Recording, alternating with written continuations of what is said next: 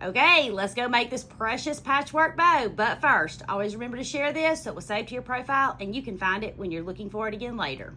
I started with one piece of fabric, 12 inches wide by 60 inches long. Mine wasn't long enough, so it has a seam in the middle. You can add a seam, or maybe you have a piece that's long enough and doesn't need a seam. So as long as when you seam it together and you measure it, it's 12 by 60, you're good.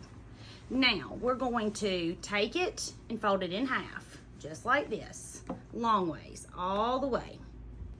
So I folded it in half lengthwise, and then I folded that in half. So I have 4 pieces together. I have both ends of my fabric folded in half and then laid on top of each other. Now you can cut one end at the time. You do not have to do it like this. Doesn't really matter to me. It doesn't have to be perfect, so I'm not concerned. But if you're concerned, do what makes you comfortable. Now I'm just cutting at a diagonal the 2 ends of my fabric, and I'm not cutting on the fold. I'm cutting out here. So when I cut it off, I have 4 pieces. So this was my folded parts. See my 2 folded sides? And this was the side I cut, because these are going to be the tails of our bow. Now I'm going to come back to the center, and I'm starting in the center because I have to turn this right side out, and it's going to be pretty massive. So if you do one end or the other, it's a little bit more difficult for me, but you can start at either end or the center, whatever you want to do. Just make sure you sew it down, and then you leave a hole to be able to turn it. Now I'm going to sew mine with a straight stitch and a 1/4 inch seam. I'm going to get the 1/4 inch seam by following the edge of my fabric with the edge of my presser foot.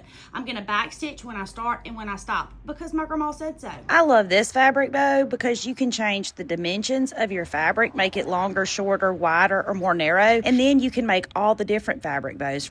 Okay, so I have sewn it, and I left my hole about, I left it really big, 8 or 10 inches. It doesn't have to be that big, but I started at the center and I sewed all the way down and then down to the tip where I cut off on both ends with a 1/4 inch seam and a straight stitch. Now I'm turning it right side out, and then I'm going to go iron it. Now when you turn it, be sure to poke out the ends of your bow.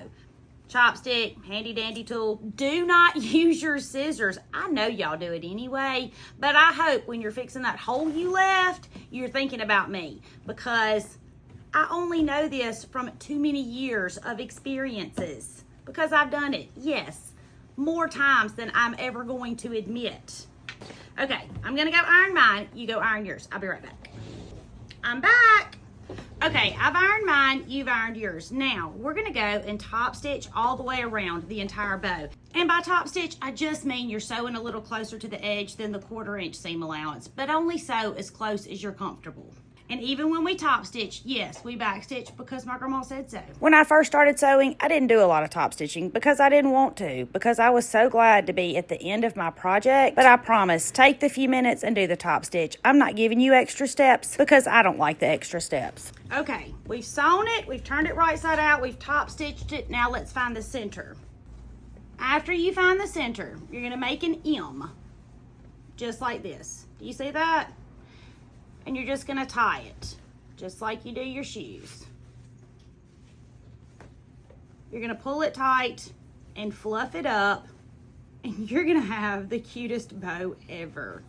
And you can primp it any way you like it. You can use it on a door, on a wreath, on a Christmas present, on the mantle as a decoration, or on the top of your Christmas tree. Now, if you wanted it to be shorter, if you wanted the tails to be shorter, just cut it off. Don't make your piece quite as long. If you want it to be wider and fluffier, you could put some interfacing or fusible fleece or something in here to make it stand up a little better. You make it how you like it. I'm already excited to see the ones that you make. My name is Tammy. I'm your favorite sewing teacher, and I would love for you to come sew with me.